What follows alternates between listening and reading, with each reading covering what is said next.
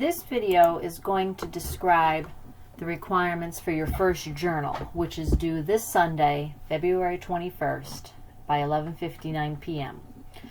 So you can see the journal here is in the week 3 folder. So this is where you will come to submit your work.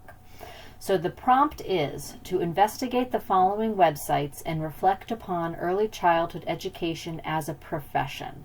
So some of you have done that already in your first discussion board. So you are well on your way to understanding this material.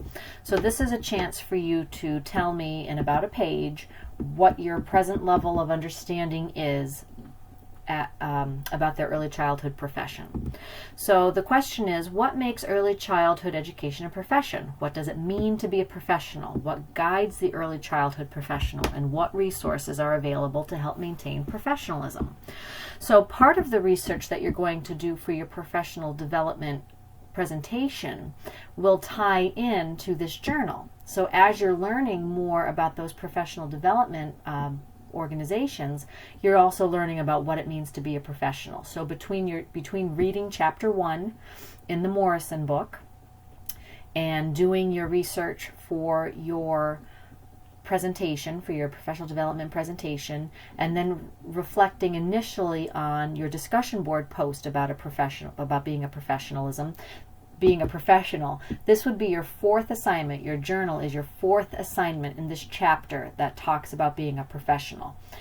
So my expectations are that you're going to do your best written work. So for these journals, we follow APA. So you will have a cover page that will include a running head, headers, and page numbers as necessary. You do not have to have an abstract. Number 3 says an abstract is only needed for research papers, not for journals or essays. So this is a journal, so you don't use an abstract.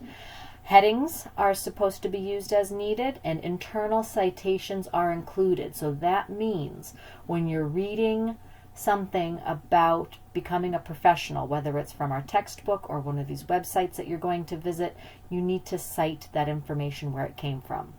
And then you have to include a reference section.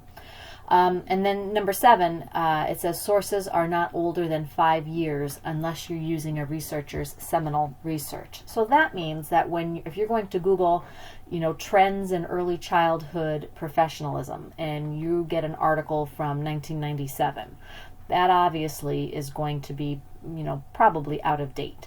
So when you're looking at your sources, make sure that they're not older than 5 years, unless a seminal research means that it's that author's leading study. It's foundational. We don't, as a profession, we still feel it's accurate today. So for example, reading a paper that Piaget wrote back in the 1950s, even though it's 70 years old, it would still be very valid, okay?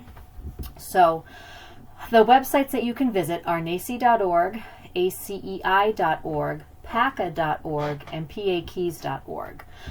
For this journal, you do not need to research every single one of these websites and answer every single one of these questions from each of these websites. It's just more of a synthesis, pulling it together. So reflect on the question that the journal is asking you. You read chapter 1 in the book.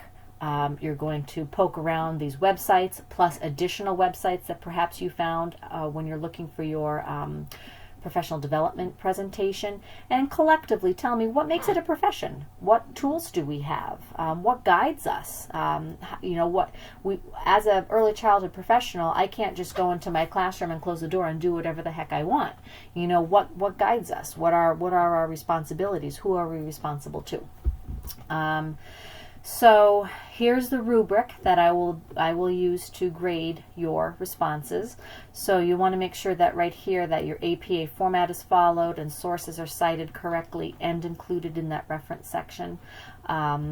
And that will take care of your first journal. I do want to tell you, though, that your first journal is going to wind up being included in your professional portfolio that we're going to be building throughout this course. So when you write your journal, make sure you save it in a Word document first, and save it to either the cloud or your computer or a flash drive. Save it where you can access it, because you're going to need to print it and save it again and submit it again at the end of this semester.